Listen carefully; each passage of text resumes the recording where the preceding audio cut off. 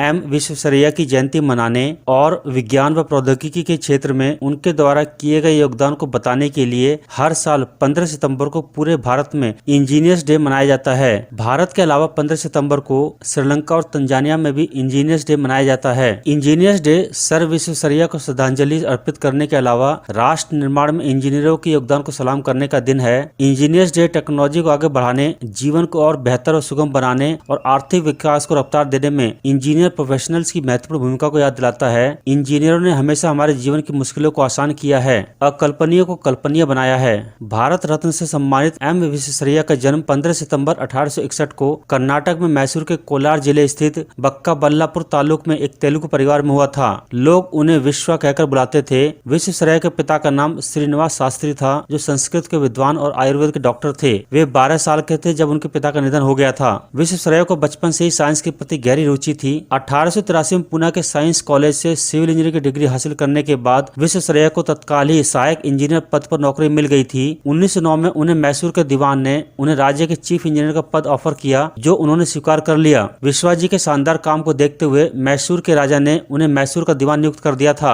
वे मैसूर के 19वें दीवान थे, जिनका कार्यकाल साल 1912 से 1918 के बीच रहा। मैसूर में किए गए उनके कामों के कारण उन्हें मॉडर्न मैसूर का पिता कहा जाता है। मैसूर को एक विकसित और समृद्धशाली क्षेत्र बनाने में उनकी अहम भूमिका रही है। उन्होंने मैसूर सरकार के साथ मिलकर कई फैक्ट्री और शैक्षणिक संस्थानों की स्थापना करवाई थी। कृष्णराज सागर बांध, Bhadravati iron and steel works, Mysore Sandal oil and soap factory, Mysore विश्वविद्यालय, बैंक ऑफ मैसूर समेत कई संस्थान उनके प्रयासों से ही अस्तित्व में आए। वो मांड्या जिले में बने कृष्णराज सागर बांध के निर्माण के मुख्य स्तंभ माने जाते हैं। कावेरी नदी पर बनाए उनके कृष्णराज सागर बांध से लाखों किसान लाभान्वित हो रहे हैं। उन्होंने हैदराबाद शहर को बाढ़ से बचाने का सिस्टम भी दिया। उन्होंने पुणे के पास खड़गवासला जलाशय में वाटर फ्लड गेट्स के साथ एक सिंचाई प्रणाली का पेटेंट कराया और स्थापित भी किया। 1917 में विश्वेश्वरैया ने कर्नाटक में सरकारी इंजीनियरिंग कॉलेज की स्थापना की, जिसे अब university Visvesvaraya college of engineering के नाम से जाना जाता है। उन्होंने सिंधु नदी से सक्खर कस्बे को पानी भेजने का प्लान तैयार किया। उन्होंने स्टील के दरवाजे बनवाए, जो बांध से पानी के बहाव को रोकने में मदद करते थे। विश्वेश्वरैया ने मूसी और एसी नामक दो नदियों के पानी को बांधने के लिए भी प्लान बनाया।